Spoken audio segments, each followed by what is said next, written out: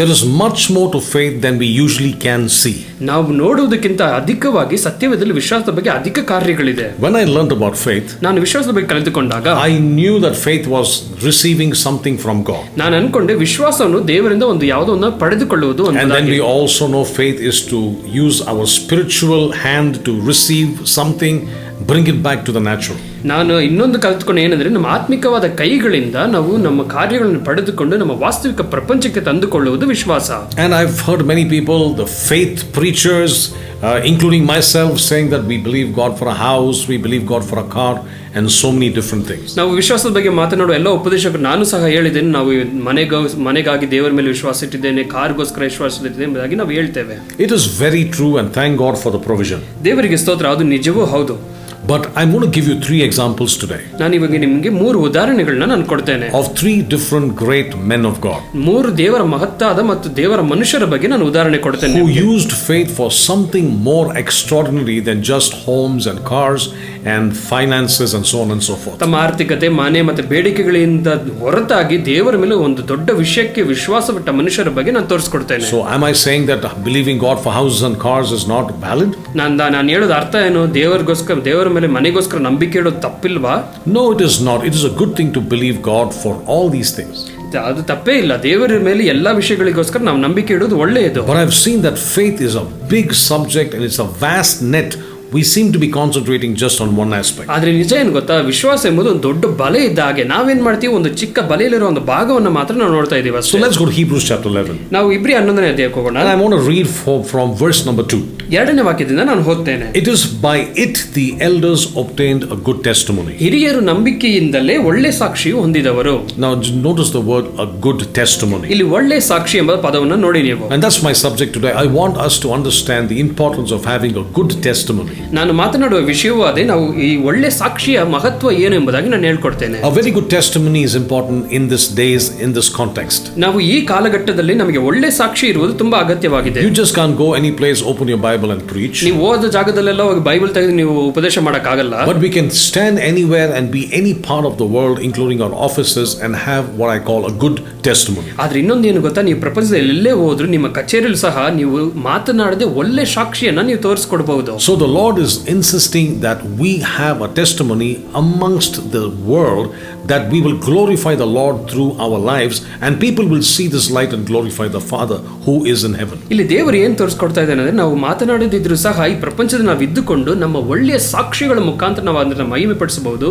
ಆ ಒಳ್ಳೆ ಸಾಕ್ಷಿ ನಮ್ಮ ಪರಲೋಕದ ತಂದೆಗೆ ಮಹಿಮೆಯನ್ನು ಸಲ್ಲಿಸುತ್ತದೆ ಎಂಬುದಾಗಿ ತೋರಿಸ್ಕೊಡ್ತಾ ಇದ್ದಾರೆ. And today it is very important as Christians to have a good testimony, especially in this season. ಈ ಕಾಲದಲ್ಲಿ ಕ್ರೈಸ್ತರಿಗೆ ಒಳ್ಳೆ ಸಾಕ್ಷಿ ಇರುವುದು ತುಂಬಾ ಮುಖ್ಯವಾದ ಕಾರ್ಯ. Because we have been blamed for great preaching but not living what we preach. ನಾವು ಅನೇಕ ತಪ್ಪು ಏನ್ ಹೇಳ್ತಾರೆ ಅಂದ್ರೆ, ನೀವು ತುಂಬಾ ಚೆನ್ನಾಗಿ ಮಾತಾಡ್ತೀರಾ ಆದ್ರೆ ನೀವು ಜೀವನ ಎಲ್ಲ ಮಾಡಲ್ಲ, ಇದ್ರ ನೀವು ಮಾತಾಡ್ತಾರೆ ಇರಲ್ಲ ಅಂತ ಹೇಳ್ತಾರೆ. And so the Bible says by verse 2, by it the elders obtained a good testimony. 2ನೇ ವಾಕ್ಯದಲ್ಲಿ ಹೇಳ್ತಿದೆ, ಹಿರಿಯರು ನಂಬಿಕೆಯಿಂದಲೇ ಒಳ್ಳೆ ಸಾಕ್ಷಿ ಹೊಂದಿದರು. So the word elder means a person who has been mature in the things of God. ಇಲ್ಲಿ ಹಿರಿಯರೆಂದಾಗ ದೇವರ ಕಾರ್ಯಗಳಲ್ಲಿ ಬೆಳೆದು ನಿಂತ ಮನುಷ್ಯನನ್ನ ತೋರಿಸ್ತದೆ. And number 2, it talks about how they obtained a good testimony. ಇಲ್ಲಿ 2ನೇದಾಗಿ ಏನು ತೋರಿಸ್ತಾರೆ, ಒಳ್ಳೆ ಸಾಕ್ಷಿನ ಹೇಗೆ ಅವರು ಪಡೆದುಕೊಂಡರು ಎಂಬುದಾಗಿ. And the word for by it refers to how they got that good testimony. ಇಲ್ಲಿ ನಂಬಿಕೆಯಿಂದಲೇ ಎಂಬ ವಾಕ್ಯದಲ್ಲ, ಅದು ಹೇಗೆ ಪಡೆದುಕೊಂಡರು ಎಂಬುದಾಗಿ ತೋರಿಸ್ಕೊಡ್ತದೆ ಅದು. And if you see verse 1, it is evident that they got this good testimony by faith. ಇಲ್ಲಿ 1ನೇ ವಾಕ್ಯ ನೀವು ಓದೋದಾದ್ರೆ, ಈ ಒಳ್ಳೆ ಸಾಕ್ಷಿಯನ್ನ ನಂಬಿಕೆಯಿಂದಲೇ ಪಡೆದುಕೊಂಡ್ರೆ ಎಂಬುದಾಗಿ ನಮ್ಗೆ ತೋರಿಸ್ಕೊಡ್ತದೆ. So this is a new dimension of understanding of faith, because you need faith for a good testimony. ಇಲ್ಲಿ ನಾವು ನೋಡುವ ಕಾರ್ಯಗಳು, ವಿಶ್ವಾಸದ ಬಗ್ಗೆ ನೋಡುವ ಕಾರ್ಯಗಳು ಒಂದು ಹೊಸ ದೃಷ್ಟಿಕೋನವನ್ನು, ಅಷ್ಟೇ ಪರಿಣಾಮವನ್ನು ತೋರಿಸ್ಕೊಡ್ತದೆ ನಮಗೆ. Verse number 3 says, ಇಲ್ಲಿ 3ನೇ ವಾಕ್ಯ ಹೇಳ್ತದೆ, by faith we understand. ನಾವು ನಂಬಿಕೆಯಿಂದಲೇ ಲೋಕಗಳನ್ನು. Okay, the word understand is again notice by faith. ಇಲ್ಲಿ ಗ್ರಹಿಸುವಿಕೆ, ಅದು ಬಂದು ವಿಶ್ವಾಸದಿಂದ ನಾವು ಗ್ರಹಿಸುತ್ತೇವೆ. And so to even understand the things of God, we need to do it by faith. ನಾವು ದೇವರ ಕಾರ್ಯಗಳನ್ನು ಗ್ರಹಿಸಿಕೊಳ್ಳೋದಕ್ಕೂ ನಾವು ವಿಶ್ವಾಸದಿಂದಲೇ ಕೆಲಸ ಮಾಡಬೇಕು. Verse 2 talks about a good report by faith. ಇಲ್ಲಿ 2ನೇ ವಾಕ್ಯ ವಾಕ್ಯ ಒಳ್ಳೆ ಸಾಕ್ಷಿಯನ್ನು ಮಾತನಾಡ್ತದೆ. Verse 3 talks about understanding the things of God by faith. ಇಲ್ಲಿ 3ನೇ ವಾಕ್ಯ ದೇವರ ಕಾರ್ಯಗಳನ್ನು ಗ್ರಹಿಸುವುದು ವಿಶ್ವಾಸದಿಂದಲೇ ಎಂಬುದಾಗಿ ಮಾತನಾಡ್ತದೆ. That is why a person who may be brilliant in the world is unable to sometimes even understand the small things of God. ಆದ್ದರಿಂದಲೇ ಪ್ರಪಂಚದಲ್ಲಿ ಜಾಣನಾದ ಮನುಷ್ಯರು ಕೆಲವೊಂದು ಬಾರಿ ದೇವರ ಕಾರ್ಯಗಳನ್ನು ಅರ್ಥ ಮಾಡಿಕೊಳ್ಳಲು ವಿಫಲರಾಗ್ತಾರೆ. People who have gone to the moon, astronauts, some of them have said, I don't see God here. ಕೆಲವರು ಹೇಳ್ತಾರೆ, ನಾನು ಆಕಾಶಕ್ಕೆ ಹೋದೆ, ನಾನು ಚಂದ್ರನ ಮೇಲೆ ಕಾಲಿಟ್ಟೆ ಅಂತ ಜನರು ಹೇಳ್ತಾರೆ, ಇಲ್ಲಿ ದೇವರು ಇಲ್ವಲ್ಲ ಎಂಬುದಾಗಿ ಹೇಳ್ತಾರೆ. And there was somebody who wrote back to that kind of a tweet and said, ಅಂತ ಸಂದೇಶಕ್ಕೆ ಇನ್ನೊಬ್ರು ಪ್ರತ್ಯುತ್ತರ ಕೊಟ್ಟರು, let your oxygen stop, you will see him. ಅವ್ರು ಹೇಳಿದ್ರು, ನಿನ್ನ ಗಾಳಿ ಉಸಿರಾಟ ನಿಂತೋದ್ರೆ ಅವಾಗ ನೀನ್ ದೇವ್ರು ನೋಡ್ತೀಯ. Let that oxygen machine stop giving you oxygen and then you will see the Lord. ನೀನ್ ದೇವ್ರಿಲ್ಲ ಅಂತ ಹೇಳಿದಲ್ಲ, ನೀನು ಉಸಿರಾಟನ ನಿಂತ್ಕೊಳ್ಳಿ, ಅವಾಗ ನೀನ್ ದೇವ್ರು ನೋಡ್ತೀಯ ಅಂತ ಹೇಳಿದ್ರು. And so there are very brilliant people who ignore the existence of God. ಕೆಲವು ಬುದ್ಧಿವಂತರು ದೇವರ ಇರುವಿಕೆಯನ್ನ ಅವರು ತಳ್ಳಿ ಬಿಡ್ತಾರೆ. ಅವರು I was actually having a chat with one of my friends a little while ago. ನಾನು ಕೆಲವೊಂದು ದಿನಗಳ ಮುಂಚೆ ನನ್ನ ಸ್ನೇಹಿತನೊಂದಿಗೆ ಮಾತನಾಡ್ತಾ ಇದ್ದೆ. He still believes that the earth is flat. ಅವನು ಇನ್ನೂ ನಂಬುತ್ತಾ ಇದ್ದಾನೆ ಪ್ರಪಂಚವು ನೆಲ ಸಮವಾದ ಒಂದು ಬಯಲು ತರ ಇದೆ ಎಂಬುದಾಗಿ. But the Bible makes it very clear the earth is circle. ಆದ್ರೆ ಸತ್ಯವೇದ ಹೇಳ್ತದೆ ಭೂಮಿಯು ಗೋಳಾಕಾರವಾಗಿದೆ ಎಂಬುದಾಗಿ. Many years back people said this earth is flat and people be careful when you go in the sea. You mustn't fall over. ಇಲ್ಲಿ ಕೆಲವೊಂದು ಕಾಲಗಳ ಮುಂಚೆ ಜನರು ಹೇಳಿದ್ರು ಭೂಮಿ ಅನ್ನೋದು ಸಮವಾಗಿದ್ದು ಇದು ಗೋಳವಲ್ಲ, ನೀನು ತುದಿಗೆ ಹೋದ ತಕ್ಷಣ ಬಿದ್ದೋಗ್ಬಿಡ್ತೀಯ ಎಂಬುದಾಗಿ ಜನರು ನಂಬ್ತಾ ಇದ್ರು. But even today somebody still believes the earth is flat. ಜನರು ಇವಾಗಲೂ ಅದನ್ನ ನಂಬ್ತಾ ಇದ್ದಾರೆ. But again that's why we need faith to understand that the worlds were framed by the word of God. ಆದ್ದರಿಂದಲೇ ನಮಗೆ ವಿಶ್ವಾಸದಿಂದ ಏನ್ ಕಲ್ತ್ಕೋಬೇಕಾದ್ರೆ ಈ ಪ್ರಪಂಚವು ವಾಕ್ಯದಿಂದಲೇ ನಿರ್ಮಾಣವಾಯಿತು ಎಂಬುದಾಗಿ ಕಲ್ತ್ಕೋಬೇಕು ನಾವು. Just think about this. ಇದನ್ನ ನೀವು ಯೋಚನೆ ಮಾಡಿ. Look at the billions of stars and billions of galaxies. ನೀವು ಕೋಟ್ಯಾಂತರ ನಕ್ಷತ್ರಗಳನ್ನು ಆಕಾಶ ಪುಂಜಗಳನ್ನು ನೋಡಿ ನೀವು. We are living in a small planet called Earth. ನಾವು ಭೂಮಿ ಎಂಬ ಒಂದು ಸಣ್ಣ ಗ್ರಹದಲ್ಲಿ ವಾಸ ಮಾಡ್ತಾ ಇದ್ದೇವೆ. And we have much bigger planets which can house maybe hundreds of Earths in one planet, for example like Jupiter. ನಮ್ಮ ಭೂಮಿಗಿಂತ ದೊಡ್ಡ ಗ್ರಹಗಳು ಅಂದ್ರೆ ಉದಾಹರಣೆ ಗುರುಗ್ರಹ ತೆಗೆದುಕೊಳ್ಳಿ, ಭೂಮಿಯನ್ನ 100ರಷ್ಟು ನೀವು ಎಷ್ಟು ಇಕ್ಕಿದ್ರೋ ಅಷ್ಟು ಒಂದು ಗ್ರಹ ಕೂಡ ಇದೆ, ಅಷ್ಟು ದೊಡ್ಡದು. And we are not we are in a small galaxy called the Milky Way galaxy. ನಾವು ಇರುವ ಆಕಾಶ ಪುಂಜ ಒಂದು ಮಿಲ್ಕಿ ವೇ ಗ್ಯಾಲಕ್ಸಿ ಎಂಬುದಾಗಿ ಒಂದು ಚಿಕ್ಕ ಆಕಾಶಕಾಯದಲ್ಲಿ ಇದ್ದೇವೆ ನಾವು. Compared to the billions of other galaxies. ನಾವು ಇದನ್ನ ನಾವು ಇನ್ನೊಂದು ಹೋಲಿಸಿ ನೋಡಿದ್ರೆ ನಾವಿರುವ ಜಾಗ ಎಲ್ಲದಕ್ಕಿಂತ ಚಿಕ್ಕ ಜಾಗವಾಗಿದೆ. And I always wondered, we are living in such a small dot, and in the universe, our own Milky Way, pointing at the earth is just a small dot. ನಾನು ಯಾವಾಗಲೂ ವಿಸ್ಮಯಕಾರಿ ಕಾರ್ಯ ಏನಂದ್ರೆ ಈ ಪ್ರಪಂಚದಲ್ಲಿ, ಈ ಪ್ರಪಂಚ ಆಕಾಶ ಮಂಡಲದಲ್ಲಿ ನಾವಿರುವುದೊಂದು ಚುಕ್ಕೆಯಷ್ಟು ಮಾತ್ರ ನಮ್ಮ ಗ್ರಹ. And the best part is we still fight over a piece of land. ಆದ್ರೆ ಇದ್ರ ಆಸಕ್ತಿ ಏನಂದ್ರೆ ಈ ಚಿಕ್ಕ ಜಾಗದಲ್ಲೇ ನಾವು ಭೂಮಿಗೋಸ್ಕರ ಜಗಳ ಆಡ್ತೇವೆ.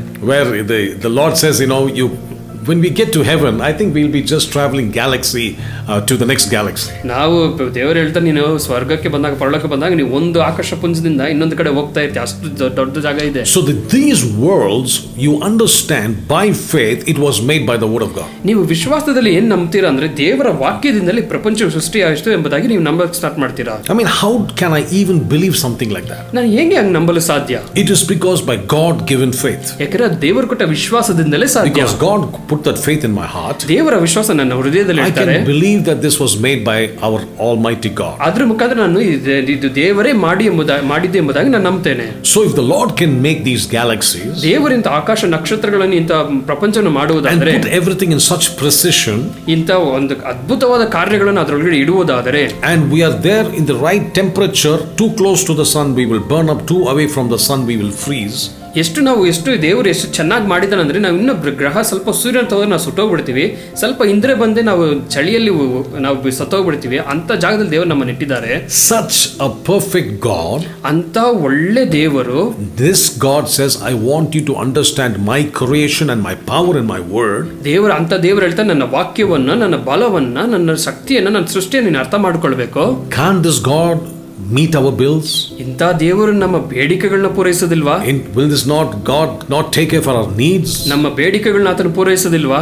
This is why he says understand. By faith we understand. ಆದ್ರಿಂದ ದೇವರು ಹೇಳ್ತಾನೆ, ನಂಬಿಕೆ ಮುಖಾಂತರ ಗ್ರಹಿಸಿರಿ. If God can create the heavens and the earth, ಪರಲೋಕ ಭೂಲೋಕಗಳನ್ನ ಆತನು ಉಂಟು ಮಾಡುವುದಾದರೆ, by the speaking of the word of God, ವಾಕ್ಯದ ಮುಖಾಂತರ ಉಂಟು ಮಾಡುವುದಾದರೆ, I can tell you today he will take care of you. ನಾನು ಖಂಡಿತವಾಗಿ ಹೇಳ್ತೇನೆ, ಆತನು ನಿಮ್ಮನ್ನು ಸಹ ನೋಡಿಕೊಳ್ತಾನೆ. Because you are his crowning glory, you are his prime creation. ಆತನ ಸೃಷ್ಟಿಯಲ್ಲಿ ನೀನೇ ಕಿರೀಟವಾಗಿದೆಯಾ, ಆತನ ಸೃಷ್ಟಿಗೆ ನೀನೇ ಕಿರೀಟವಾಗಿದೆಯಾ ನೀನು. So by faith we understand. ನಾವು ವಿಶ್ವಾಸದ ಮುಖಾಂತರ ಅರ್ಥ ಮಾಡಿಕೊಳ್ತೇವೆ. And so you see there are a lot of things to speak about faith. ಇದ್ರ ಕುರಿತಾಗಿ ಅನೇಕ ವಿಷಯಗಳನ್ನ ಮಾತನಾಡಬಹುದು. Very quickly, three important people. ಮೂರು ಜನರ ಬಗ್ಗೆ ನಾನು ಹೇಳ್ಕೊಡ್ತೇನೆ. And these three important people are also in the same list of faith. ಈ ವಿಶ್ವಾಸದ ಕಾರ್ಯಗಳಲ್ಲಿ ಇವರು ಸಹ ಇದ್ದಾರೆ. And let's talk about the good report they received. ಇವರ ಕುರಿತಾದ ಒಂದು ಒಳ್ಳೆ ಸಾಕ್ಷಿನ ನಾವು ನೋಡೋಣ. So my emphasis today is how do I get a good report? ನನ್ನ ಮುಖ್ಯಾಂಶ ಏನಂದ್ರೆ ನಾನು ಇವತ್ತು ಒಳ್ಳೆ ಸಾಕ್ಷಿ ಹೇಗೆ ಪಡೆಯುವುದು ಎಂಬುದಾಗಿ. And by the way, this good report is not given by man. ಇದು ಈ ಒಳ್ಳೆ ಸಾಕ್ಷಿ ಮನುಷ್ಯನಿಂದ ಕೊಡಲ್ಪಟ್ಟಿದ್ದಲ್ಲ. This report is given by God himself. ಇದು ದೇವರಿಂದಲೇ ಕೊಡಲ್ಪಟ್ಟ ಸಾಕ್ಷಿ. So if God says good report, ದೇವರು ಒಳ್ಳೆ ಸಾಕ್ಷಿ ಎಂಬುದಾಗಿ ಹೇಳುವುದಾದರೆ it is the most admirable compliment ever received by anybody. ಇದು ಯಾರಿಗೂ ಸಿಗದೇ ಇರುವಷ್ಟು ಒಳ್ಳೆಯ ಒಂದು ಒಳ್ಳೆಯ ಮಾತಾಗಿದೆ ಅದು ದೇವರು ಹೇಳುವುದಾದ್ರೆ. So let's go to the first person. ಇದು ಮೊದಲನೇ ವ್ಯಕ್ತಿಗೆ ಹೋಗೋಣ. Verse number 4. 4ನೇ ವಾಕ್ಯದಲ್ಲಿ By faith Abel offered to God a more excellent sacrifice. ನಂಬಿಕೆಯಿಂದಲೇ ಹೇಬೇಲನು ಕಾಯಿನನ ಯಜ್ಞಕ್ಕಿಂತಲೂ ಅತಿ ಶ್ರೇಷ್ಠವಾದ ಯಜ್ಞವನ್ನು ದೇವರಿಗೆ ಸಮರ್ಪಿಸಿದನು. Through which he obtained a witness that he was righteous. ಅದರ ಮೂಲಕ ಅವನು ನೀತಿವಂತನೆಂಬ ಸಾಕ್ಷಿ ಹೊಂದಿದನು. Look at the next word. It says God testifying of his gifts. ಇಲ್ಲಿ ದೇವರು ನೋಡಿ ದೇವರು ಅವನ ಕಾಣಿಕೆಗಳ ವಿಷಯವಾಗಿ ಸಾಕ್ಷಿ ಕೊಟ್ಟನು. So the good testimony came because God himself testified of something that Abel did. ಇಲ್ಲಿ ಒಳ್ಳೆ ಸಾಕ್ಷಿ ಹೇಗೆ ಬಂತು? ದೇವರು ತಾನೇ ಒಳ್ಳೆ ಸಾಕ್ಷಿ ಎಂಬುದಾಗಿ ಸಾಕ್ಷಿ ಕೊಟ್ಟ ಕಾರಣವೇ ಇಲ್ಲಿ ಒಳ್ಳೆ ಸಾಕ್ಷಿ ಬಂತು ನಮಗೆ. And so we're going to learn how to have a good testimony. ನಾನು ಕಲಿತುಕೊಳ್ಳೋಣ ಹೇಗೆ ಒಳ್ಳೆ ಸಾಕ್ಷಿ ಪಡೆಯುವುದು ಎಂಬುದಾಗಿ. From God's view, from God's perspective. ದೇವರ ನೋಟದಿಂದ ಆತನ ದೃಷ್ಟಿಕೋನದಿಂದ ಹೇಗೆ ಪಡೆಯುವುದು. Let's look at Abel's life. ಇಲ್ಲಿ ಹೇಬೆಲನ ಜೀವಿತವನ್ನು ನೋಡೋಣ. Abel offered to God.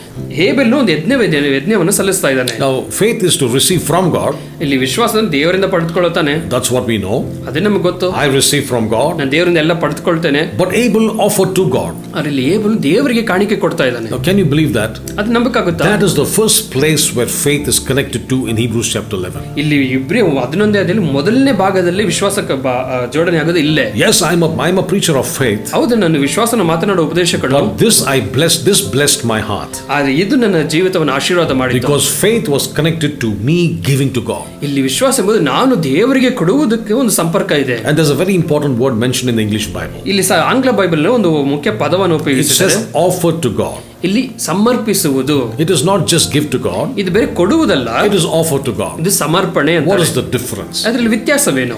Give is I may have right now something in my pocket. ನಾನು ಕೊಡುವುದಂದ್ರೆ ನನ್ನ ಪಾಕೆಟ್ ಅಲ್ಲಿ ಏನೋ ಒಂದು ಇದೆ. What I have I give. ನನ್ನ ಹತ್ರ ಇರೋದನ್ನ ಕೊಡ್ತೇನೆ ನಾನು. But an offering is different. ಆದ್ರೆ ಸಮರ್ಪಣೆ ಎಂಬುದು ಬೇರೆ. When I have some person asking for some alms, ನಾನು ಕೆಲವು ಯಾವುದೋ ಮನುಷ್ಯ ಬಂದ ನಂತರ ಭಿಕ್ಷೆ ಕೇಳ್ತಾ ಇದ್ದಾನೆ. I can choose how much I can give. ನಾನು ಎಷ್ಟು ಕೊಡಬೇಕಂದ್ರೆ ನಾನು ಆಯ್ಕೆ ಮಾಡಬಹುದು. But if I go to pay my children's fees, ಆದ್ರೆ ನನ್ನ ಮಕ್ಕಳ ಶಾಲೆಯ ಶುಲ್ಕವನ್ನು ಕೊಡಬೇಕು ಅಂದ್ರೆ I can't give what I have in my pocket. ನನ್ನ ಹತ್ರ ಏನಿದೆ ಅದನ್ನ ಕೊಡಕ್ಕಾಗಲ್ಲ ನಾನು. I must give what is required. ಅಲ್ಲಿ ಏನು ಬೇಡಿಕೆ ಇದೆ ಅದನ್ನ ನಾನು ಕೊಡಬೇಕು. God asks for an offering, not just giving. ದೇವರು ಕಾಣಿಕೆ ಮತ್ತು ಸಮರ್ಪಣೆ ಕೇಳ್ತಾ ಇದ್ರೆ ಹೊರತು ಬೇಡಿಕೆ ಕೊಡೋದು ಭಿಕ್ಷೆ ಕೇಳ್ತಾ ಇಲ್ಲ. So what did Abel do? ಇಲ್ಲಿ ಹೇಬೆಲ್ ಏನ್ ಮಾಡ್ತಾ ಇದ್ದಾರೆ? He gave to God what God wanted. ಇಲ್ಲಿ ದೇವರು ಏನು ಬೇಕೋ ಅದನ್ನ ಕೊಡ್ತಾ ಇದ್ದಾನೆ. What did God want? ದೇವರಿಗೆ ಏನು ಬೇಕಾಗಿತ್ತು? The Lord wanted something which involved the blood of an animal.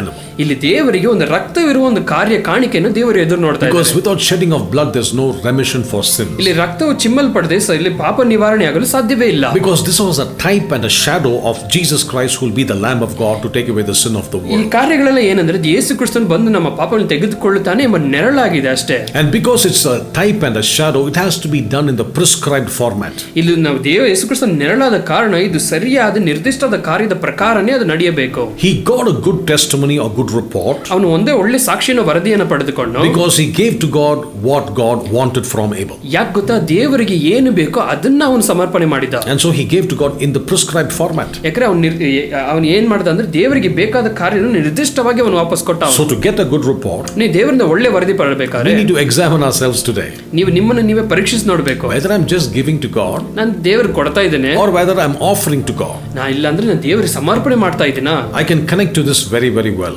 ಇದನ್ನ ಸಂಪರ್ಕ ಮಾಡಿ ನಾನು ಹೇಳಬಹುದು. Because the Lord says, step out into full-time ministry. ದೇವರು ಹೇಳಿದ್ರು ನಾನು ನಿನ್ನ ಪೂರ್ಣಾವಧಿ ಸೇವೆಗೆ ಬಾಪ ಅಂತ ಕರೆದ್ರು. At that time, I was holding the highest position available in Malaysian Airlines at the airport. ಅವರು ನನ್ನ ಕರೆದಾಗ ನನ್ನ ಕಾರ್ಯಗಳನ್ನ ಕೆಲಸದಲ್ಲಿ ಒಂದು ಉನ್ನತ ಸ್ಥಾನದಲ್ಲಿ ನಾನು ಇದ್ದೆ. My salary was good. ನನ್ನ ಸಂಬಳ ಚೆನ್ನಾಗಿತ್ತು. I had tickets to travel everywhere Malaysian Airlines flies. ನನ್ನ ವಿಮಾನಯಾನದಲ್ಲಿ ನಾನು ಎಲ್ಲಿ ಬೇಕಾದ್ರೂ ಹೋಗುವಷ್ಟು ಟಿಕೆಟ್ ನಾನು ಕೊಟ್ಟಿದ್ರು. And not only that, I used to get 90% discount. ಆದ್ರೆ ನನಗೆ 90% ರಿಯಾಯಿತಿ ಸಿಗ್ತಾ ಇತ್ತು. And so when I'm asking, when the Lord is saying, come out and serve me, ಇಂಥ ಕಾರ್ಯಗಳು ನಡೆಯುವಾಗ ಇಂಥ ಸಮಯದಲ್ಲಿ ದೇವರು ನಾನು ಹೊರಡೆ ಬಾ ಅಂತ ಕರೆದಾಗ my mind tells me Malaysian Airlines is the airline which takes you to places to preach. ಇಲ್ಲಿ ಮಲೇಷಿಯನ್ ವಿಮಾನಯಾನವು ನಿನ್ನನ್ನು ಎಲ್ಲಾ ಕಡೆ ಕರ್ಕೊಂಡೋಗಿ ನಿನ್ನ ಉಪದೇಶ ಮಾಡುವ ಹಾಗೆ ಮಾಡ್ತಾ ಇದೆ. You are an evangelist to travel around the world, and this Malaysian Airlines is the one which is taking you. ಇವತ್ತು ನನ್ನ ಮನಸ್ಸು ಹೇಳ್ತು ನೀನು ಒಬ್ಬ ಸುವಾರ್ತಿಕನು, ಈ ವಿಮಾನದ ಮುಖಾಂತರ ಎಲ್ಲಾ ಕಡೆ ನೀನು ಹೋಗಿ ಪ್ರಸಂಗ ಮಾಡ್ತೀಯಾ. If you're going to say no to those tickets, how are you going to travel? ನೀನು ಇಂಥ ಟಿಕೆಟ್ಗಳನ್ನೇ ಬೇಡ ಅಂದ್ಬಿಟ್ರೆ ನೀನು ಹೆಂಗ್ ವಿಮಾನ ಪ್ರಯಾಣ ಮಾಡ್ತೀಯ ಎಂಬುದಾಗಿ ಕೇಳ್ತೇನೆ ನನ್ನ ಮನಸ್ಸು. But the Lord wants exactly what He wants. ದೇವರಿಗೆ ತನಗೆ ಏನ್ ಬೇಕೋ ಅದನ್ನ ಕರೆಕ್ಟ್ ಆಗಿ ದೇವರು ಕೇಳಿದ್ರು. And says, I stepped out into full-time ministry. ನಂತರ ನಾನು ಅದರಿಂದ ಹೊರಡೆ ಬಂದೆ ನಾನು. But God has been amazingly good to me. ದೇವರು ತುಂಬಾ ಅದ್ಭುತವಾಗಿ ನಮ್ಮನ್ನು I ನಡೆಸಿದ್ದಾರೆ. still continue to travel. ನಾನು ಇವಾಗಲೂ ಸಹ ಪ್ರಯಾಣ ಮಾಡ್ತಾ ಇದ್ದೇನೆ. Of course, COVID-19 has hindered our travel a little bit for the last 2 years. Corona ಇಂದ ನಾವು 2 ವರ್ಷ ಎಲ್ಲೂ ಹೋಗಕ್ಕೆ ಸಾಧ್ಯವಾಗಲಿಲ್ಲ. But God has taken care of my needs, and I've been traveling ever since. ನಾನು ಅಂದಿನ ಪೂರ್ಣಾವಧಿ ಸೇವೆ ಬಂದಿದ್ದ ಕಾರಣದಿಂದ ಸಮಯದಿಂದ ನಾನು ಯಾವಾಗಲೂ ಪ್ರಯಾಣ ಮಾಡ್ತಾನೆ. So it was not just giving, it was an offering. ಇದು ಬರೀ ಕೊಡುವುದು ಮಾತ್ರವಲ್ಲ, ಇದು ಸಮರ್ಪಣೆಯನ್ನು ಸೂಚಿಸುತ್ತದೆ. The second important word you see in that line, ಇಲ್ಲಿ ಎರಡನೇ ಪದ ನೋಡಿ ನೀವು ಎರಡನೇ. it is called an excellent sacrifice. ಇದೊಂದು ಶ್ರೇಷ್ಠವಾದ ಯಜ್ಞ. It is not just giving to God. ಇದು ಬೇರೆ ದೇವರು ಕೊಡೋದು ಮಾತ್ರವಲ್ಲ. It is not an offering which is easy as well. ಇದು ಒಂದು ಸುಲಭವಾದ ಒಂದು ಸಮರ್ಪಣೆಯೂ ಅಲ್ಲ. It is called an excellent sacrifice. ಇದು ಶ್ರೇಷ್ಠವಾದ ಯಜ್ಞವಾಗಿದೆ. God makes sure that it is a sacrifice that needs to be offered up to Him. ದೇವರು ಅಲ್ಲಿ ಖಚಿತ ಮಾಡಿಕೊಳ್ತಾನೆ ತನಗೆ ಬೇಕಾದ ಯಜ್ಞವನ್ನು ಪಡೆದುಕೊಳ್ಳಲಿಕ್ಕೆ. You see, God puts all of us through a test. ದೇವರು ಎಲ್ಲರನ್ನೂ ಒಂದು ಪರೀಕ್ಷೆಗೊಳಗೆ ಮಾಡ್ತಾರೆ. He has given us a job. ದೇವರು ನಮಗೆ ಕೆಲಸವನ್ನು ಕೊಟ್ಟಿದ್ದಾರೆ. To make sure that we are people who, whether we give back to Him or not. ಏನು ಗೊತ್ತಾ, ನಾವು ಆತನಿಗೆ ಕೊಡ್ತೇವಾ ಇಲ್ಲ ಎಂಬುದಾಗಿ ನೋಡುವುದಕ್ಕಾಗಿ. I tell some people, it is like we giving finances to our children and telling them to go put it in their offertory box. ನಾವು ಇದು ಹೆಂಗಂದ್ರೆ ನಾವು ಮಕ್ಕಳಿಗೆ ಕಾಸು ಕೊಟ್ಟು ನೀನು ಹೋಗಿ ಅಲ್ಲಿ ಕಾಣಿಕೆ ಡಬ್ಬದಲ್ಲಿ ಹಾಕಿ ಎಂಬುದಾಗಿ ಹೇಳ್ತೀವಲ್ಲ ಅಂತ ಹಾಗೆ. My daughter doesn't earn a rupee because she's still young. ನನ್ನ ಮಗಳು ಸಂಪಾದನೆ ಮಾಡಲ್ಲ, ಯಾಕಂದ್ರೆ ಅವಳು ಚಿಕ್ಕ ಹುಡುಗಿ. But I give her the money to put in the offering box. ಆದ್ರೆ ನಾನು ಆಕೆ ಕಾಸು ಕೊಡ್ತೇನೆ, ಕಾಣಿಕೆ ಹಾಕು ಎಂಬುದಾಗಿ. What are we trying to tell the child? ಅಲ್ಲಿ ನಾವು ಏನು ಹೇಳ್ಕೊಡ್ತಾ ಇದ್ದೇವೆ? The power in giving, the power in offering. ಇಲ್ಲಿ ಕೊಡುವುದರಲ್ಲಿರುವ ಬಲ ಮತ್ತೆ ಕಾಣಿಕೆಯಲ್ಲಿರುವ ಶಕ್ತಿಯನ್ನು ತೋರಿಸ್ಕೊಡ್ತಾ ಇದ್ದೇವೆ. That is another important point here. ಅಲ್ಲಿ ಒಂದು ಅದು ಸಹ ಮುಖ್ಯವಾದದ್ದು. It has to pain us to give. ಇದು ಒಂದು ನಮಗೆ ನೋವನ್ನು ಕೊಡುತ್ತದೆ. If I give something, if I have 10 shirts and if I give 2 shirts which I don't use, that's not a sacrifice. ನನ್ನ ಹತ್ರ 10 ಶರ್ಟ್ಗಳಿದೆ, ಒಂದನ್ನು ಕೊಡ್ತೀನಿ ಅಂದ್ರೆ ಅದು ನನಗೆ ನೋವನ್ನು ಕೊಡೋದಿಲ್ಲ, ಅದು ಸಮರ್ಪಣೆ ಅಲ್ಲ. The Lord sometimes will tell you to give the 9 and keep the 1. ದೇವರು ಕೆಲವೊಂದು ಬಾರಿ ಹೇಳ್ತಾನೆ 9 ಶರ್ಟ್ಗಳು ನೀನು ಕೊಡು, ಒಂದು ಮಾತ್ರ ಇಟ್ಕೊ ಎಂಬುದಾಗಿ ಹೇಳ್ತಾರೆ. That is an excellent sacrifice. ಅದು ಶ್ರೇಷ್ಠವಾದ ಯಜ್ಞ. Abraham said to the Lord, Lord, I'll give you my son. ಇಲ್ಲಿ ಅಬ್ರಾಮನ್ ಹೇಳ್ತಾನೆ, ದೇವರೇ ನನ್ನ ಮಗನನ್ನು ಕೊಡ್ತೇನೆ ಎಂಬುದಾಗಿ ಹೇಳ್ತಾನೆ. He took the son up the mountain. ಅವನ ಮಗ ಐಸಾಕನನ್ನ ಮೇಲೆ ಬೆಟ್ಟದ ಮೇಲೆ ಕರ್ಕೊಂಡು ಹೋಗ್ತಾರೆ. And as he was about to sacrifice him, ಅದನ್ನು ಅವನು ಸಾಯಿಸಲು ಯಜ್ಞ ಸಮರ್ಪಣೆ ಮಾಡಿ ಹೋಗುವಾಗ, the Lord says, Abraham, now I know you have done this, do not lay your hands on the child. ಅಲ್ಲಿ ದೇವರು ಹೇಳ್ತಾನೆ, ಅಬ್ರಾಮ ನಿಲ್ಲಿಸು, ನೀನು ನಿಜವಾಗ್ಲೂ ಮಾಡ್ತೀಯ ಎಂಬುದಾಗಿ ನಂಗೆ ಗೊತ್ತು ಎಂಬುದಾಗಿ ದೇವರು ಹೇಳ್ತಾರೆ. You see, God takes us to a path to test our faith. ಇಲ್ಲಿ ದೇವರು ನಮ್ಮನ್ನು ಪರೀಕ್ಷೆ ಎಂಬ ಹಾದಿಯಲ್ಲಿ ಕರೆದುಕೊಂಡು ಹೋಗ್ತಾರೆ. And so the second important word is the word excellent sacrifice. ಇಲ್ಲಿ ಎರಡನೇ ಪದ ಏನಂದ್ರೆ ಶ್ರೇಷ್ಠವಾದ ಯಜ್ಞ ಎಂಬುದಾಗಿ. It's all done by faith. ಇದೆಲ್ಲವೂ ವಿಶ್ವಾಸದಿಂದಲೇ ನಡೀತಾ ಇದೆ. And the third revelation in this verse, ಇಲ್ಲಿ ಮೂರನೇ ಪ್ರಕಟಣೆ ಏನಂದ್ರೆ, is because he gave an offer to God, ಇವನು ದೇವರಿಗೆ ಬೇಕಾದ ಸಮರ್ಪಣೆ ಕೊಟ್ಟಾಗ he had the revelation that nothing belongs to him, that everything he has to give to God was firstly given to him by God. ಇಲ್ಲಿ ಅವನಿಗೆ ಒಂದು ಪ್ರಕಟಣೆ ಏನು ಗೊತ್ತಾ, ತನ್ನದು ಯಾವುದು ಸ್ವಂತವಿಲ್ಲ, ತಾನು ಏನು ಕೊಡ್ತಾ ಇದ್ದಾನೋ ಅದು ಮೊದಲೇ ದೇವರು ಅವನಿಗೆ ಕೊಟ್ಟಿದ್ದಾರೆ ಎಂಬುದಾಗಿ ಪ್ರಕಟಣೆ ಅವನಿಗೆ ಸಿಕ್ಕಿತು. This is a very important truth. ಇದು ಒಂದು ನಿಜವಾದ ಸತ್ಯವಾಗಿದೆ. Nothing belongs to us.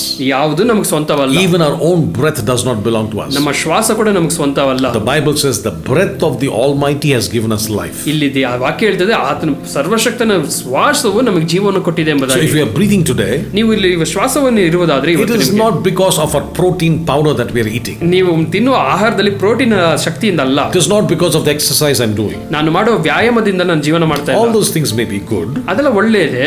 It's the breath of the Almighty that has given us life. ಆ ಸರ್ವಶಕ್ತನ ಶ್ವಾಸವೇ ನನಗೆ ಜೀವವನ್ನು ಕೊಟ್ಟಿದೆ. So the truth you must understand, and I have to understand. ನಾನು ನೀನು ಅರ್ಥ ಮಾಡಿಕೊಳ್ಳುವ ಸತ್ಯ ಏನು ಗೊತ್ತಾ? That I have been loaned time, I have been loaned life and everything I have belongs to the Lord. ನನ್ನ ಜೀವನ ಬಾಳಿಗೆಗೆ ತೆಗೆದುಕೊಂಡಿದ್ದೇನೆ, ನನ್ನ ಶ್ವಾಸವನ್ನು ನನ್ನ ಎಲ್ಲ ಕಾರ್ಯವನ್ನು ಆತನಿಂದಲೇ ನಾನು ತೆಗೆದುಕೊಂಡಿದ್ದೇನೆ ಎಂಬುದಾಗಿ ಅರ್ಥ ಮಾಡಿಕೊಳ್ಳಬೇಕು. Most important, even my finances don't belong to me. ಇನ್ನೊಂದು ಏನಂದ್ರೆ ಆರ್ಥಿಕತೆ ಕೂಡ ನನ್ನ ಸ್ವಂತವಲ್ಲ. It is God's grace on my life. ಅದು ದೇವರ ಕೃಪೆ ನನ್ನ ಜೀವಿತದಲ್ಲಿ. He's given us to see how much we keep. ನಾವು ಏನು ಕೊಟ್ಟಿದ್ದಾನೆ, ನಾವು ಎಷ್ಟು ನಮಗೋಸ್ಕರ ಇಟ್ಕೊಳ್ತೇವೆ ಎಂಬುದಾಗಿ ನೋಡೋದಕ್ಕಾಗಿ ಕೊಟ್ಟಿದ್ದಾನೆ. How much more we give. ಅದ್ರ ಮುಖಾಂತರ ಎಷ್ಟು ನಾವು ಕೊಡುತ್ತೇವೆ ಎಂಬುದಾಗಿ ಆತನ ನೋಡ್ತಾರೆ. It's not that it is mine and I have to give to God something. ಇದು ಇಲ್ಲಿ ಏನ್ ಗೊತ್ತಾ, ಇದು ನಂದು, ನಾನು ದೇವರು ಕೊಡ್ತೇನೆ ಎಂಬುದು ಆ ವಿಷಯ ಅಲ್ಲ. It is, Lord, how much can I keep of what is yours? ಇಲ್ಲಿ ಏನ್ ಗೊತ್ತಾ, ದೇವರ ನೀನು ಕೊಟ್ಟಿದ್ರಲ್ಲಿ ನಾನು ಎಷ್ಟು ಇಟ್ಕೊಳ್ಳಿ ಎಂಬುದಾಗಿ ಹೇಳುವುದೇ ಮುಖ್ಯ ಇಲ್ಲಿ. And so when this was done, he obtained a good sacrifice, a good testimony. ಇಂಥ ಕಾರ್ಯಗಳನ್ನು ಮಾಡಿದಾಗ ಏಬೇಲನಿಗೆ ಒಳ್ಳೆ ಸಾಕ್ಷಿ ಎಂಬ ವರದಿ ಸಿಕ್ತು. And the Bible says, though he being dead still speaks. ಅವನು ಸತ್ತಿದ್ದರೂ ಸಹ ಅವನ ಮರಣದಿಂದ ಅವನು ಮಾತನಾಡಿದನು. This giving even speaks today. ಈ ಕೊಡುವುದು ಸಹ ಇವತ್ತು ಸಹ ಮಾತನಾಡ್ತಾ ಇದೆ. Because the Lord knows giving is not easy. ಕೊಡುವುದು ಒಳ್ಳೆ ಸುಲಭ ವಿಷಯವಲ್ಲ. But when you give, you have the heart of God. ನೀನು ಕೊಟ್ಟಾಗ ದೇವರ ಹೃದಯವನ್ನು ಹೊಂದಿದವನಾಗಿ. Because God is a great giver. ಆತನು ಕೊಡುವುದರಲ್ಲಿ ಉದಾರವಾಗಿ ಕೊಡ್ತಾರೆ. He gave his precious son to die for us on the cross of Calvary. ಶ್ರೇಷ್ಠವಾದ ಕಾಣಿಕೆಯಾದ ತನ್ನ ಮಗನನ್ನೇ ಕಲ್ವಾರಿ ಶಿಲುಬೆಯಲ್ಲಿ ಆತನು ನಮಗಾಗಿ ಕೊಟ್ಟಿದ್ದಾನೆ. So all he's saying is, if I can give you my son, can't you give me back what I need from you? ದೇವರು ಕೇಳ್ತಾರೆ, ನನ್ನ ಮಗನ್ನೇ ಕೊಟ್ಟುಬಿಟ್ಟೆ, ನೀನು ನನಗೋಸ್ಕರ ಏನು ಕೊಡದೇ ಇರ್ತೀಯಾ? Can't we give the Lord of the best time in our life? ಆತನ ಮಗನನ್ನೇ ಕೊಟ್ಬಿಟ್ರೆ ನಿಮ್ಮ ಸಮಯನೇ ಕೊಡಲ್ವಾ ನೀವು? Can we give God the best finances for God? ಆತನಿಗೋಸ್ಕರ ಒಳ್ಳೆ ಆರ್ಥಿಕತೆ ನಮ್ಮ ಸಂಬಳವನ್ನು ಕೊಡಲ್ವಾ ನಾವು? Can we give God our energy and our strength back to the kingdom? ನಮ್ಮ ಶಕ್ತಿಯನ್ನು ಬಲವನ್ನು ಆತನ ರಾಜ್ಯಕ್ಕೆ ಕೊಡಕ್ಕಾಗಲ್ವಾ? That is what God expects from us. ಅದನ್ನೇ ದೇವರು ಎದುರು ನೋಡ್ತಾ ಇದ್ದಾರೆ. Because of this, he obtained a good testimony. ಇದರ ಮುಖಾಂತರ ಒಳ್ಳೆ ಸಾಕ್ಷ್ಯ ಎಂಬ ವರದಿಯನ್ನು ಪಡೆದಿದ್ದೀರಿ. The next person is Enoch. ಇದು ಆನೋಕನ ಬಗ್ಗೆ ಇನ್ನೊಂದು ಎರಡನೇ ಮನುಷ್ಯನ ಬಗ್ಗೆ ನೋಡೋಣ. And we find in the very next verse number 5. 5ನೇ ವಾಕ್ಯದಲ್ಲಿ ಇವನು ಕುರಿತಾಗಿ ನೋಡಿ. Again, if you notice, everything is prefixed by the word by faith. ಇಲ್ಲಿ ಎಲ್ಲ ವಾಕ್ಯಗಳಲ್ಲೂ ವಿಶ್ವಾಸದಿಂದಲೇ ಎಂಬ ಪದವನ್ನು ನೀವು ನೋಡ್ತೀರಾ ನೀವು. So if you haven't got a hold of faith, ನೀವು ವಿಶ್ವಾಸನ ಪಡೆದಿಲ್ಲ ಅಂದ್ರೆ please go and listen to all our teachings on faith on our website. ನಮ್ಮ ವೆಬ್ಸೈಟ್ ಅಲ್ಲಿ ವಿಶ್ವಾಸದ ಬಗ್ಗೆ ಎಲ್ಲ ಸಂದೇಶಗಳನ್ನ ನೀವು ನೋಡಿ. We've spoken a few things about faith which will help you. ನಾವು ವಿಶ್ವಾಸದ ಬಗ್ಗೆ ಮಾತನಾಡಿದ ಕಾರ್ಯಗಳು ನಿಮಗೆ ಸಹಾಯ ಮಾಡ್ತವೆ. By faith Enoch was taken away so that he did not see death. ಹಾನೋಕನು ಮರಣವನ್ನು ಅನುಭವಿಸದೆ ಒಯ್ಯಲ್ಪಟ್ಟದ್ದು ನಂಬಿಕೆಯಿಂದಲೇ. And the Bible says he was not found because God had taken him, for before he was taken he had this testimony that he pleased God. ಅವನನ್ನು ದೇವರು ತೆಗೆದುಕೊಂಡು ಹೋದುದರಿಂದ ಅವನು ಯಾರಿಗೂ ಸಿಕ್ಕಲಿಲ್ಲ. ಅವನು ಒಯ್ಯಲ್ಪಡೋದಕ್ಕಿಂತ ಮೊದಲು ದೇವರನ್ನು ಮೆಚ್ಚಿಸುವನಾಗಿದ್ದಾನೆಂಬ ಸಾಕ್ಷಿ ಉಂಟು. Again, this man got a testimony of God. ಇವನಿಗೆ ದೇವರಿಂದ ಬಂದ ಸಾಕ್ಷಿ ಇವನಿಗೂ ಸಹ ಇದೆ. His testimony was he pleased God. ಇಲ್ಲಿ ಸಾಕ್ಷಿ ಏನು ಗೊತ್ತಾ, ದೇವರನ್ನ ಮೆಚ್ಚಿಸಿದನು. The story of Enoch is a type and a shadow. ಇಲ್ಲಿ ಹಾನೋಕನ ಜೀವನವು ಒಂದು ನೆರಳಾಗಿದೆ. He did not see death. ಅವನು ಮರಣವನ್ನ ನೋಡಲೇ ಇಲ್ಲ ಅವನು. We will not see death also. ನಾವು ಸಹ ಮರಣವನ್ನು ನೋಡೋದಿಲ್ಲ. Now before you think I'm talking about living on this earth without dying, that's not what I mean. ನೀನು ತಪ್ಪಾಗಿ ಅರ್ಥ ಮಾಡ್ಕೊಳ್ಬೇಡಿ. ನಾನು ಮಾತನಾಡೋದು ಈ ಪ್ರಪಂಚದಲ್ಲಿ ಮರಣ ಇಲ್ಲದೆ ಇರ್ತೀವಲ್ಲ ಅದ್ರ ಬಗ್ಗೆ ಮಾತನಾಡ್ತಿಲ್ಲ. This body has to go back to the dust. ಈ ದೇಹ ಮಣ್ಣಿಗೆ ಹೋಗಲೇಬೇಕು. But our spirit man never dies. ಆದ್ರೆ ನಮ್ಮ ಆತ್ಮಿಕ ಮನುಷ್ಯನು ಸಾಯೋದಿಲ್ಲ. Because our spirit man has died with Christ. ನಮ್ಮ ಆತ್ಮಿಕ ಮನುಷ್ಯನು ಯೇಸುವಿನೊಂದಿಗೆ ಸತ್ತನು And resurrected with Christ. ಯೇಸುವಿನೊಂದಿಗೆ ಪುನರುತ್ಥಾನನಾದನು. We will not die. ನಾವು ಸಾಯೋದಿಲ್ಲ. ನಾವು We will live forever. ನಾವು ನಿತ್ಯವೂ ಜೀವಿಸ್ತೇವೆ. And therefore this Enoch is a template and a shadow of how death should not put us into fear. ಇಲ್ಲಿ ಹಾನೋಕನು ಯಾವುದಕ್ಕೆ ನೆರಳಾಗಿದೆ ಅಂದರೆ ಈ ಮರಣಕಾರದ ಕಾರ್ಯಗಳು ನಮ್ಮನ್ನು ಭಯದಲ್ಲಿ ಇಡಬಾರದು ಎಂಬುದಕ್ಕೆ ಹೇಳುವುದಕ್ಕೆ ನೆರಳಾಗಿದೆ ಅಷ್ಟೇ. Today people are afraid of death. ಇಲ್ಲಿ ಇವತ್ತು ಜನರಿಗೆ ಸಾವಿನ ಬಗ್ಗೆ ಒಂದು ಭಯ ಇದೆ. Because fear can paralyze, fear can kill.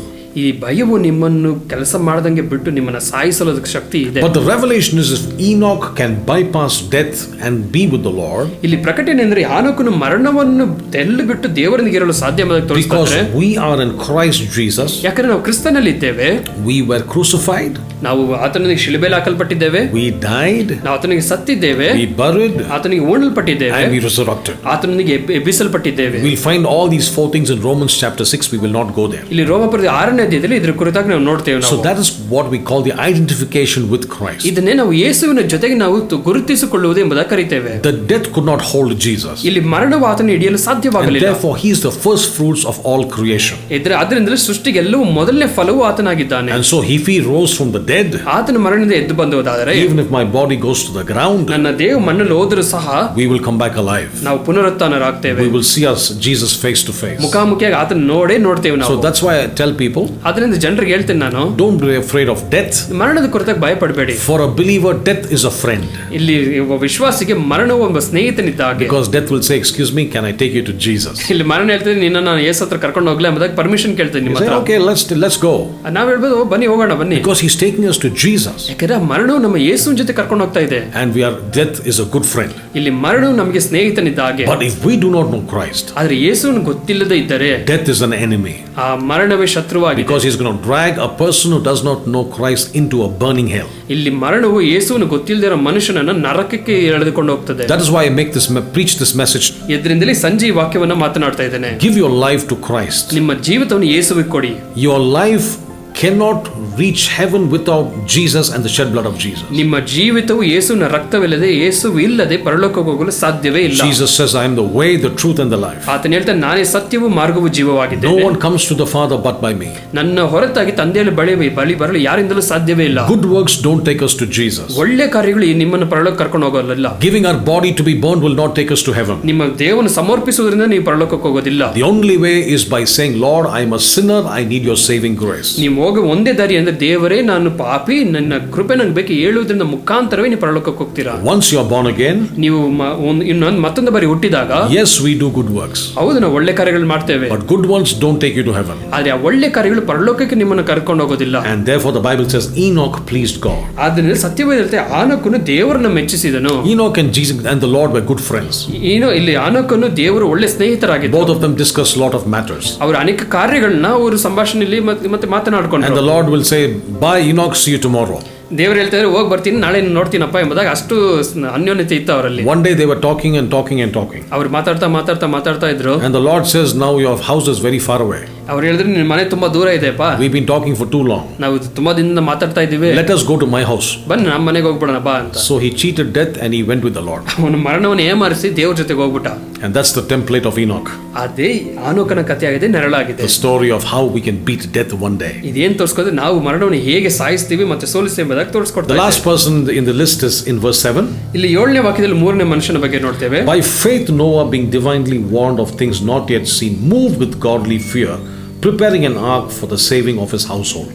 ನಂಬಿಕೆಯಿಂದಲೇ ನೋಹನು ಇನ್ನೂ ಕಾಣದಿದ್ದುಗಳ ವಿಷಯವಾಗಿ ದೇವರಿಂದ ಎಚ್ಚರಿಸಲ್ಪಟ್ಟು ಭಯಗ್ರಸ್ತನಾಗಿ ತನ್ನ ಮನೆಯವರ ರಕ್ಷಣೆಗಾಗಿ ನಾವೆಯನ್ನು ಸಿದ್ಧ ಮಾಡಿದನು. And the Bible says he became heir of the righteousness which is according to faith. ಆದ್ದರಿಂದ ಅವನು ಲೋಕದವರನ್ನು ಖಂಡಿಸಿ ತರುವಾಯ ನಂಬಿಕೆಯಿಂದ ಉಂಟಾಗುವ ನೀತಿಗೆ ಬಾಧ್ಯನಾದನು. And so you see, they were righteous, standing right before God, and got an appreciation from God. ನೀತಿವಂತಿಕೆ ಎಂಬುದಾಗಿ ಹೇಳ್ತಾರೆ. So what did Noah do? ಇಲ್ಲಿ ನೋಹನು ಏನು ಮಾಡ್ತಾ ಇದ್ದಾನೆ? The Bible says he divinely warned people of things not yet seen. ಇಲ್ಲಿ ಜನರು ನೋಡದೇ ಇರುವ ಕಾರ್ಯಗಳನ್ನ ದೇವರ ಆತ್ಮನ ಮುಖಾಂತರ ಅವನು ಎಚ್ಚರಿಸ್ತಾ ಇದ್ದಾನೆ ಜನರಿಗೆ. Why did he do that? ಅವನು ಯಾಕೆ ಮಾಡ್ದ ಹಿಂಗೆ? The Bible says he was moved with godly fear. ಅವನು ದೇವರಿಂದ ತುಂಬಿದ ಭಯಗ್ರಸ್ತನಾಗಿ ದೇವರ ಮೇಲೆ ಭಯದಿಂದ ಅವನು ನಡೆದುಕೊಂಡು ಹೋದನು. Godly fear doesn't mean shaking and trembling before God. ದೇವರ ಭಯ ಅಂದ್ರೆ ನೀವು ನಡುಗೋದು, ದೇವರ ಮುಂದೆ ನಡುಗೋದಲ್ಲ. It is respect and due reverence given to Almighty God. ಅಲ್ಲಿ ನಾವು ದೇವರಿಗೆ ತೋರಿಸೋ ಮರ್ಯಾದೆಯನ್ನು ತೋರಿಸ್ಕೊಡ್ತದೆ ಅದು. The Bible says he divinely warned of things not yet seen. ಅವನು ನಮ್ ಕಾಣದಿರುವ ವಿಷಯಗಳಿಗೆ ದೇವರಿಂದ ಎಚ್ಚರಿಸಲ್ಪಟ್ಟು ಜನರಿಗೆ ಎಚ್ಚರಿಸ್ತಾ ಇದ್ದನು. This is why I like what I do, because I tell people very honestly, avoid a burning hell and embrace Jesus, because the love of Christ constrains you. ಆದ್ರಿಂದ ನಾನು ಮಾಡುವ ಕೆಲಸ ನಾನು ಪ್ರೀತಿಯಿಂದ ಮಾಡ್ತೇನೆ. ಯಾಕೆ ಗೊತ್ತಾ, ನಾನು ಜನರಿಗೆ ಹೇಳ್ತೇನೆ, ನೀನು ದೇವರನ್ನ ಅರಿತುಕೋ, ಅಲ್ಲಿ ಉರಿಯುವ ಬೆಂಕಿಯಿಂದ ತಪ್ಪಿಸ್ಕೊಂಡು ನೀನು ನಿತ್ಯ ಜೀವಕ್ಕೆ ಹೋಗಿ ಎಂಬುದಾಗಿ ನಾನು ಧೈರ್ಯವಾಗಿ ನಾನು ಜನರಿಗೆ ಹೇಳ್ತೇನೆ. ನಾನು 3 ದಿನ ಕೋಟದಲ್ಲಿ ಹೇಳಿದೆ, ನೀವು ಯೇಸುವಿನ ಹತ್ರ ಬರಲೇಬೇಕೆಂಬುದಾಗಿ ನಾನು ಒತ್ತಾಯ ಮಾಡಿ ಹೇಳ್ತೇನೆ. You need to shun hell and embrace heaven. ನೀವು ನರಕವನ್ನು ತಳ್ಳಿಬಿಟ್ಟು ಪರಲೋಕವನ್ನು ಅಪ್ಪಿಕೊಳ್ಳಬೇಕು. And I also said something like this. ನಾನು ಇದನ್ನು ಸಹ ಹೇಳಿದೆ. I said, see, it's not the fear of hell. ಇದು ನರಕದ ಕುರಿತಾದ ಭಯ ಅಲ್ಲ. It is the love of Christ which would bring you to the cross. ಇಲ್ಲಿ ಏನು ಗೊತ್ತಾ, ದೇವರ ಮೇಲಿರುವ ಪ್ರೀತಿ ನಿಮ್ಮನ್ನ ಆತನ ಹತ್ರ ಕರ್ಕೊಂಡ್ಬರ್ಬೇಕು. You see, that is the real way, motivation, because it's the love of Christ. Such love keeps me away from evil. ನಿಮ್ಮ ಭಯದಿಂದ ಯೇಸುವಿನ ಹತ್ರ ಬರೋದಿಲ್ಲ, ಆತನ ಮೇಲಿರುವ ಪ್ರೀತಿಯಿಂದ ನೀವು ಬರುವುದಾದರೆ ನನ್ನನ್ನು ನರಕದಿಂದ ದೂರ ಮಾಡ್ತದೆ ಅದು. And the third day the pastor said, Sandeep, I want to tell you something. ಅಲ್ಲಿ ಮೂರನೇ ದಿನ ಕೊನೆಯಲ್ಲಿ ಪಾಸ್ಟರ್ ಹೇಳಿದ್ರು, ನಾನು ನಿನ್ನ ಹತ್ರ ಏನು ಹೇಳಬೇಕು ಸಂದೀಪ್ ಎಂಬುದಾಗಿ. Please don't scare my church. ನನ್ನ ಸಭೆಯನ್ನು ಭಯಪಡಿಸಬೇಡಪ್ಪ ನೀನು. I thought to myself, I was just like a sign post, a sign board. ನಾನು ಇಲ್ಲೊಂದು ಫಲಕ ತರ, ಒಂದು ಜಾಹೀರಾತು ಫಲಕ ತರ ನಾನು ಇದ್ದೆ ಅವತ್ತು. When we are traveling to a particular place, it says if you turn right you go to Chittoor, you turn left you go to Krishnagiri. I am just like the post. ನಾನು ಹೇಳಿದೆ, ನಾನು ಒಂದು ಫಲಕ ಇದ್ದಾಗಿ, ನೀನು ದಾರಿಯಲ್ಲಿ ಹೋಗ್ಬೇಕಾದ್ರೆ ನೀನು ಬಲಗಡೆ ಹೋಗು ಎಡಗಡೆ ಹೋಗು ಅಂತ ಹೇಳ್ತಾರಲ್ಲ ದಾರಿ ಸೂಚಿ, ಆ ದಿಕ್ ಸೂಚಿ ತರ ನಾನು ಇದ್ದೇನೆ ಎಂಬುದಾಗಿ ನಾನು ಹೇಳಿದೆ. And so when I divinely warn you, it is not to scare you, I am just giving you the information. ನಾನು ಇಲ್ಲಿ ಎಚ್ಚರಿಕೆ ಕೊಟ್ಟಾಗ ನಾನು ನನ್ನ ಉದ್ದೇಶ ನಿನ್ನ ಭಯಪಡಿಸೋದಲ್ಲ, ನಿನಗೆ ಮಾಹಿತಿಯನ್ನು ಕೊಡ್ತಾ ಇದ್ದೀನಿ ನಾನು ಅಷ್ಟೇ. Recently in Chennai there was severe floods. ಇಲ್ಲಿ ಚೆನ್ನೈಲಿ ನಾವು ನೋಡ್ತಾ ಇದ್ದೆ, ಒಂದು ಪ್ರವಾಹ ಅಷ್ಟೊಂದು ಮಳೆ ಬರ್ತಾ ಇದೆ. They said warning. ಅವ್ರು ಹೇಳ್ತಾರೆ ಎಚ್ಚರಿಕೆ ಎಂಬುದಾಗಿ ಹೇಳ್ತಾರೆ. Fishermen don't go into the sea. ಅವ್ರು ಹೇಳ್ತಾರೆ ಮೀನುಗಾರರು ಸಮುದ್ರದಲ್ಲಿ ಹೋಗಬೇಡಿ ಅಂತಾರೆ. What are they doing? ಅಲ್ಲಿ ಏನ್ ಮಾಡ್ತಾ ಇದ್ದಾರೆ? They are giving a warning. ಅಲ್ಲಿ ಅವರು ಮಾಹಿತಿಯನ್ನು ಕೊಡ್ತಾ ಇದ್ದಾರೆ. They are giving you facts.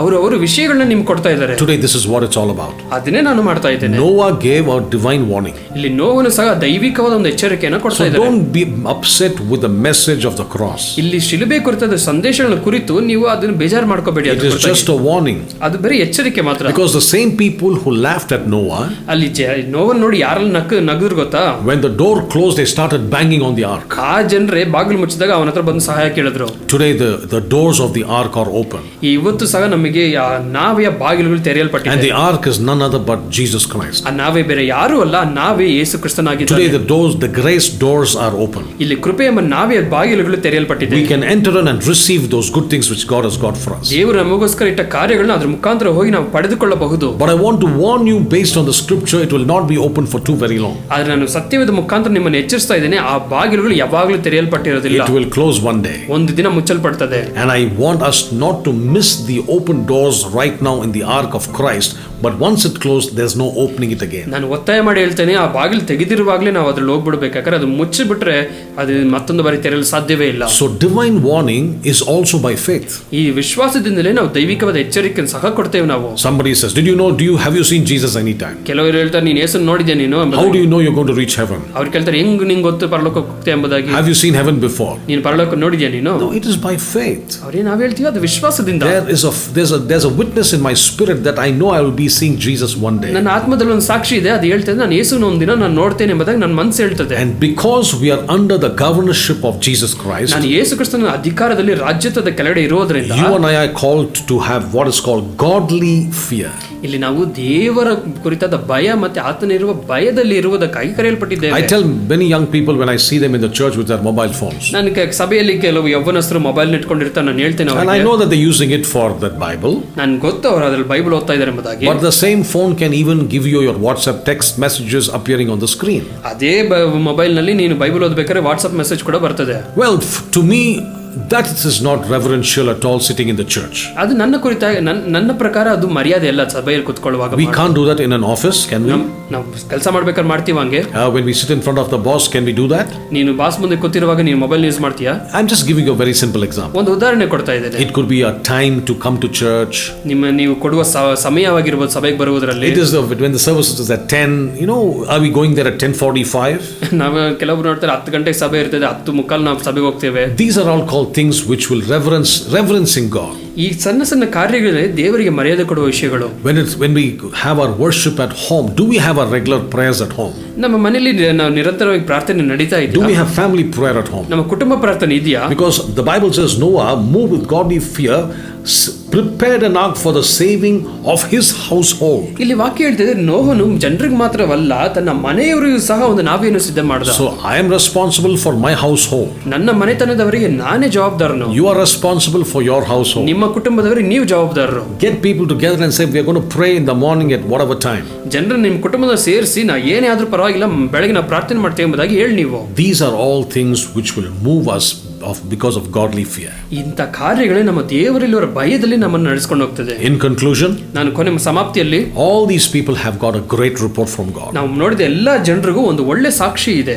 We must have a good report. ನಮಗೂ ಸಹ ಸಾಕ್ಷಿ ಇರಬೇಕು. Man should give us good report. ಮನುಷ್ಯರು ಸಹ ಸಾಕ್ಷಿ ಕೊಡಬೇಕು ನಮಗೆ. But above all, I'm interested in the report of the Lord. ಆದ್ರೆ ನನ್ನ ಇರುವ ಆಸಕ್ತಿ ಏನು ಗೊತ್ತಾ, ದೇವರು ಕೊಡೋ ವರದಿಯಲ್ಲೇ ನನ್ನ ಆಸಕ್ತಿ. He will say, good and faithful servant, enter into the joy of the Lord. ಇಲ್ಲಿ ದೇವರು ಹೇಳ್ತಾರೆ, ನಂಬಿಗಸ್ತನಾದ ಸೇವಕನೇ ನನ್ನ ಸಂತೋಷದಲ್ಲಿ ಬಂದು ಉಲ್ಲಾಸಿಸು ಎಂಬುದಾಗಿ. Remember, he says good and faithful servant. ಅಲ್ಲಿ ಹೇಳ್ತಿದ್ದಾರೆ, ನನ್ನ ಸೇವಕ ನಂಬಿಗಸ್ತನಾದ ಸೇವಕನೇ. He is not going to call you good and great bishop, come and enter into the joy of the Lord. ಅವ್ರು ಹೇಳಲ್ಲ ನಂಬಿಗಸ್ತನಾದ ಬಿಷಪ್ನೇ ಬಂದು ನನ್ನ ಜೊತೆ ಸೇರೋ. He says, great mighty man of God, enter into the joy of the Lord. No.